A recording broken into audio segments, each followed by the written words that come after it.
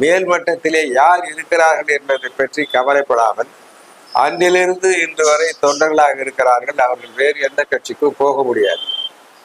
அதே நேரத்தில் இந்த தலைவர்கள் சொல்வதைத்தான் அவர்கள் கேட்க வேண்டும் என்கிற அவசியம் இல்லை. ஒரு காலத்திலே புரட்சி தலைவர் எம்ஜிஆர் மீது பற்று கொண்டு வந்தவர்கள். ஆகவே அந்த இயக்கம் இருக்கிற வரையில, அந்த இரட்டை இலை சின்னம் இருக்கிற வரையிலே, அந்த கட்சி இருக்கிற வரையிலே தாங்கள் இருந்துவிட்டு போகலாம் என்றுதான் நினைப்பார்களே தவிர இதர கட்சிகளுக்கு போக மாட்டார்கள். போராடும் அவர்களுக்கு அங்கீகாரம் கிடையாது. ஆகவே அந்த உறுப்பினர்களை வேற எங்கேயும் போக விடாமல் தக்க வைத்துக் கொள்வதற்குத்தான் அவர்கள் ஒன்று சேர வேண்டும். அதுக்கு முயற்சி எடுங்கள் என்று நான் சொன்னேன். அதுவும் இனிமேல் பயன்படாது.